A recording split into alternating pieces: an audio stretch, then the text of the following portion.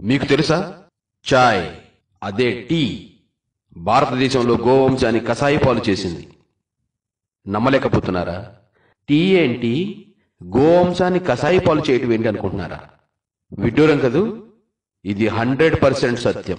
British వారు భారతదేశ వైభవాన్ని, సంపదను, వనరులను, అభివృద్ధిని, ఇక్కడ వైజ్ఞానిక సంపదను, భారతీయుల మేధాశక్తిని అధ్యయనం చేసి వీటన్నిటికీ మూలాధారం మరియు భారతీయుల సంస్కృతి, జీవన విధానం మనుగడలకు గోవే ప్రధాన కారణమని, దేశాభివృద్ధికి గోవే మూలమని అన్ని కోణాల్లో నుంచి నిర్ధారించుకొని భారతీయుల జీవన విధానం నుండి గోవును తప్పిస్తే తప్ప తమ లక్ష్యం సాధించలేమని భావించి కొన్ని కుట్రలు చేసినారు. అందులో ఒకటి టీ పథకం ప్రకారం దేశంలోని గ్రామాల్లో, పట్టణాల్లోని చౌరస్తాల్లో ఉచిత ఛాయ్ పంపకం, ఫ్రీ టీ సెంటర్స్ ని ఏర్పాటు చేసి జనాలకు అలవాటయ్యే వరకు ఫ్రీ టీ సెంటర్లను నడిపినారు. ప్రజలు ఛాయ్కి బానిసలయ్యారని నిర్ధారించుకొని తర్వాత ఛాయ్ ఆపేసి కేవలం ఛాయ్ పత్తి ప్యాకెట్స్ ఫ్రీగా ఇవ్వడం ప్రారంభించారు. ప్రజలు వాటిని పట్టుకెళ్లి తమ తమ ఇళ్లల్లో టీ చేసి తాగితే దాని రుచి కోల్పోయి ఛాయ్ కుదరలేదు. జనాలు పరిగెత్తి వారి వద్దకు వెళ్లి టీ బాగోలేదని అడుగగా అప్పుడు వారు అన్నారు, మేము మీకు ఫ్రీగా పంచిన టీ బర్రెపాలతో చేసినాం, టీ ఆవు పాలతో రుచిగా రాదు అన్నారు. అప్పటి వరకు దేశంలో ఇంటింటికి గోవులు ఉండేవి. వెంటనే దేశంలో బలమైన మార్పు ప్రారంభమై దేశవ్యాప్తంగా ప్రజలు తమ తమ ఇళ్లలోని కొట్టాల నుండి ఒక ఆవును బయటకు పంపి ఒక బర్రెను కట్టడం మొదలుపెట్టారు. సమాజంలో పాలు కొనేవారు సైతం ఆవు పాలు విడిచి బర్రెపాలు కొనడం ప్రారంభమైంది. మెల్లమెల్లగా దేశంలో బర్రెపాల డిమాండ్ ప్రారంభమై వేగం పుంజుకుంది. అప్పటి వరకు దేశంలోని పాడి పరిశ్రమలో గోవులుండేవి. వాటి స్థానాన్ని బర్రెలు ఆక్రమించాయి.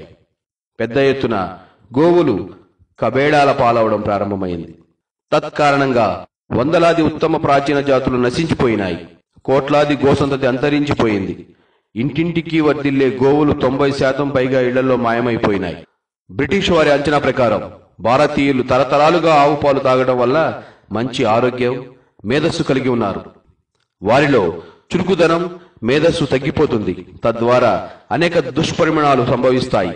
శరీరం రోగ నిరోధక శక్తి తగ్గి మెల్లమెల్లగా మనిషి బలహీనులవుతారు, మనకు బానిసలవుతారు అని అంచనా వేసి వారు పన్నిన కుట్ర సఫలమైంది.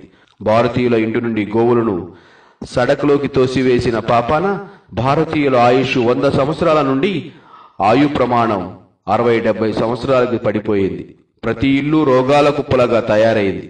ఇంట్లో గోవులున్నంతకాలం అనారోగ్యం, బద్ధకం, గ్రహచార దోషణం, అకాల మృత్యువు, శత్రుపీడ, వాస్తు దోషం, దరిద్రం, రసాయనిక ఎరువులు ఉండేవి కావు.